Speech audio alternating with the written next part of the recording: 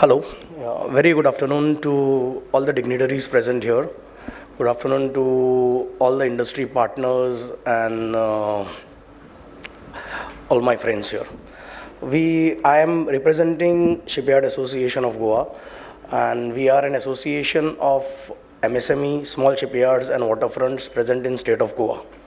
We first want to give our sincere thanks to Government of Goa and Captain of Ports for helping us or allowing us to present our challenges here.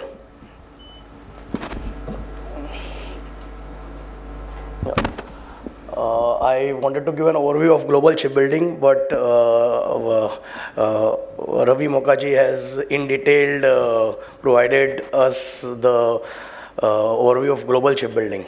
I just want to emphasize on a point that the total market share is about 150 billion and India is standing at 1 billion currently. So there is a huge vacuum which is there to be covered. Markets are anticipated by 2030 to be about 230 billion, which will go at almost 3.5 to 4% annually. China, South Korea, Japan dominate the global markets. Almost 90% of the manufacturing happen there. Next slide. Looking at Indian markets, Indian shipbuilding has a relatively small and lesser capacities at present.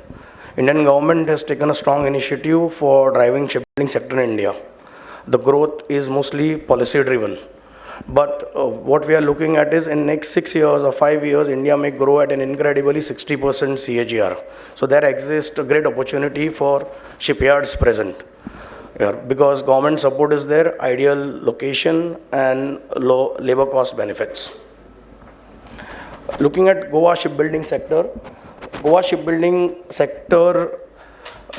Goa has a long history of building vessels. Right from the colonial era, Portuguese time, Goa has been building vessels. Recently, if you look at Goa Shipyard Limited, which is established in 1957, is one of the pioneer shipyards in India.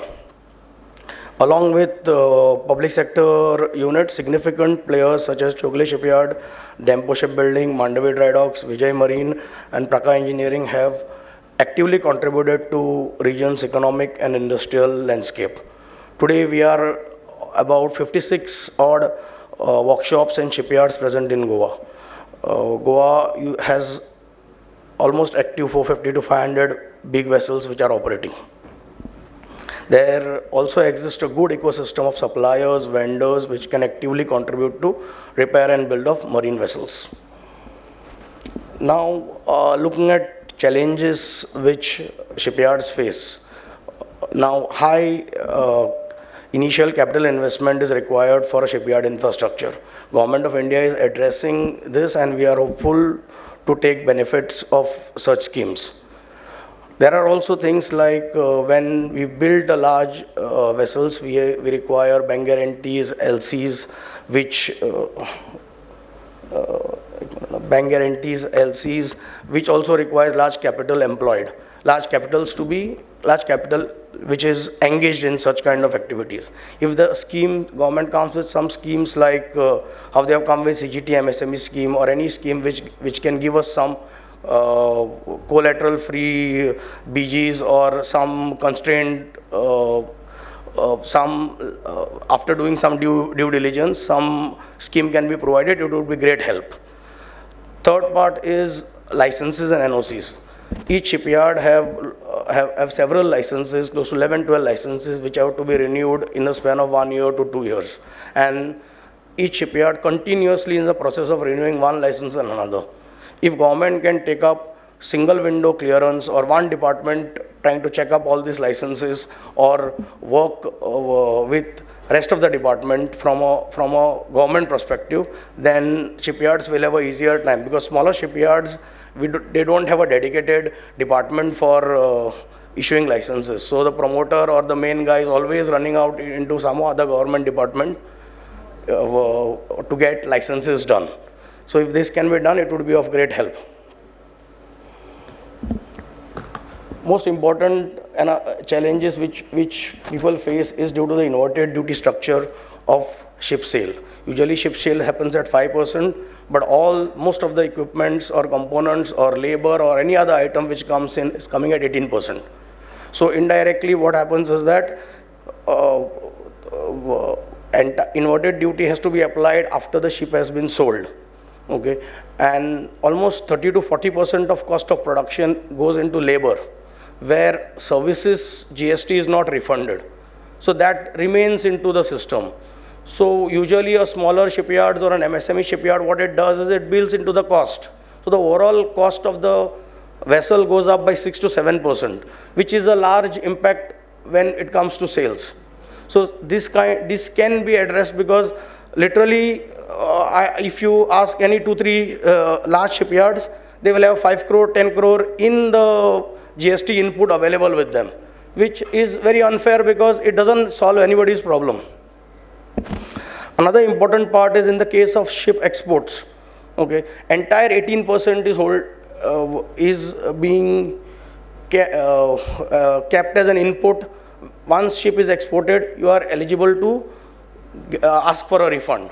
So for a project life cycle which is about 15 months or 18 months, you have to keep about 18% separate for serving GST, which finally is refunded, but it becomes a cash flow problem for the entire cycle.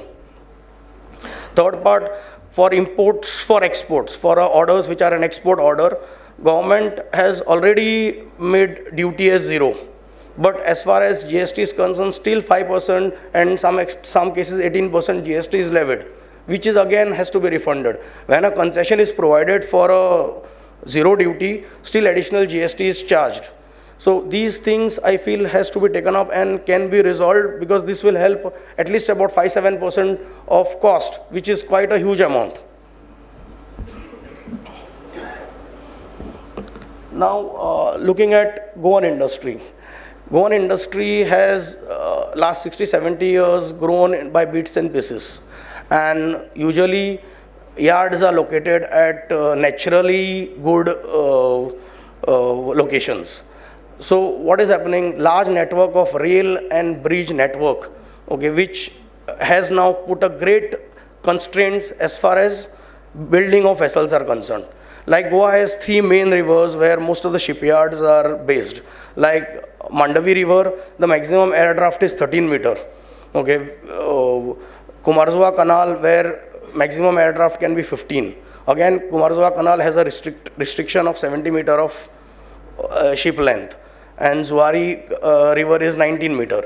As shipbuilding, or we are looking to build larger vessels, coastal vessels or higher grade vessels, the height of the ship becomes an issue. And this is a big constraint for all the Goa shipyard. Almost 80-90% of the Goa shipyards are operating hinterland positions, where there are large network of bridges already existing, whether it's a railway bridge or a road bridge. Okay, so this is a very important issue we need to solve. We are actively working with the government of Goa, Captain of Ports, trying to solve this, but I take this opportunity, this forum again to highlight this. Okay, we also dredging. See, in what happens is in Goa rivers, usually at the mouth of river there is an issue where dredging needs to be carried out, and we are again trying to liaison with government to get this access to channel done, so that this will help us in most of the navigation happens in a tidal part in Goa, but for shipbuilding and for logistics we would request to get dredging done. Also for shipyards which have jetty, there has to be a dredging permissions to be given from jetty to channel, so that easy access to larger vessels can be done. Fourth point I want to stress upon is the quality of electricity. As shipyards are far away from industrial zones, mostly based on river bank or coast side, we tend to be away from the grid. And especially in summers, we have an issue of low voltage. The voltage goes down because we are still far away from grid, and we usually end up getting 5% or 10% lesser than the voltage what is required. This affects the instrumentation equipments, this affects compressors, inverters. We are not being able to operate successfully. So we stress that these can be as in the grids can be set up near the shipyard or marked as an industrial zone so that the quality of electricity improves. We have certain recommendation, 2 slides of recommendation. One of our strong recommendation is outfitting or a working jetty outside the road and rail network, which will with crane capacity of 200 ton. This will enhance the capability of all shipyards in Goa. This will help overcome restrictions in Goan rivers, and we recommend 2 jetties, one in Mandavi river in the Spanjim port and one at Marmagua port.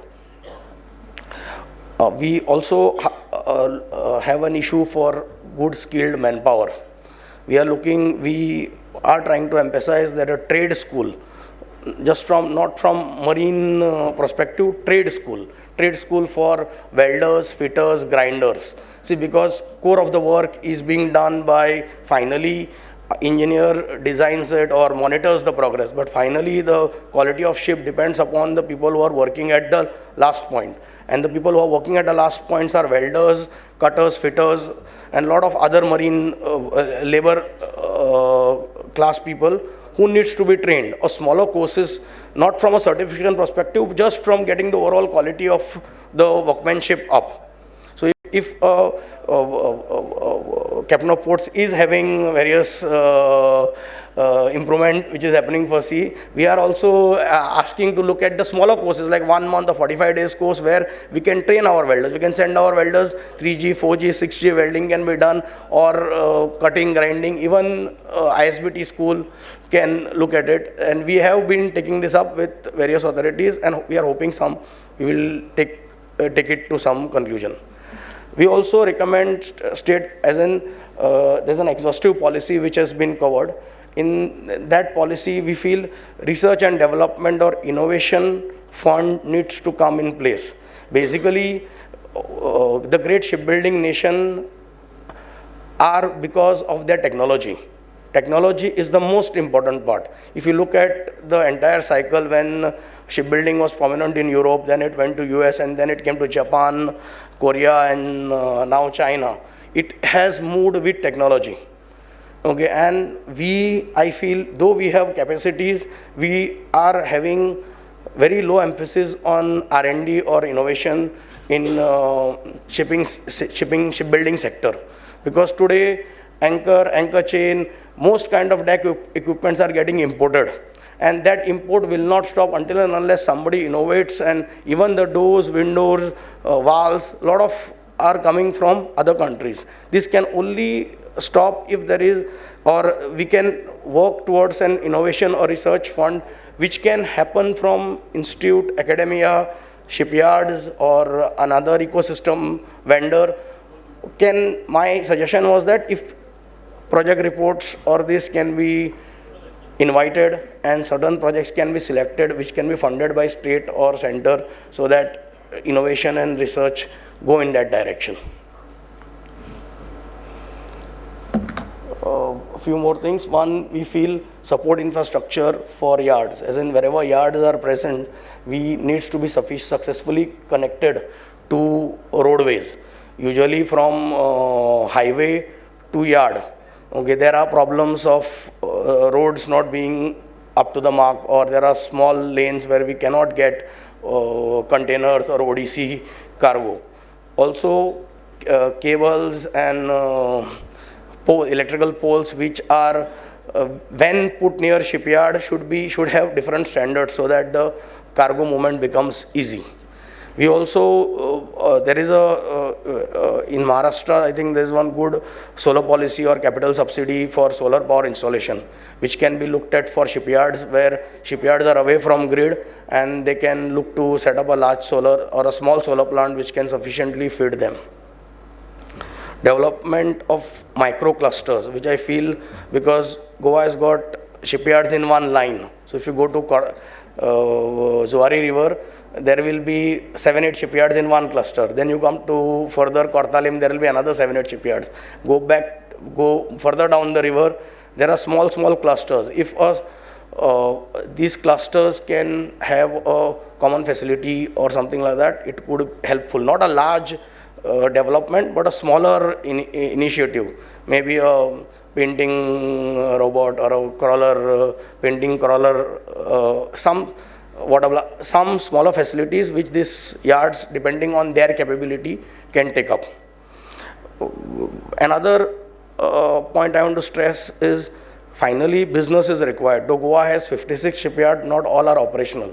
Out of that, about 30 odd are operational and 20 odd are still searching for work. So what happens is that we feel some support in terms of business development, trade promotion, or can be taken up by even de-shipping, or maybe as in center or state, where we can be allowed to market our capability. Just for an example, I would like to say, if there is an exhibition happening in Singapore, state or center can participate and can allow 56 yards to be part of it. They can at least present their capability in that particular booth, because market spending 15-20 lakhs for a smaller shipyard may not be possible. So such initiatives will be helpful.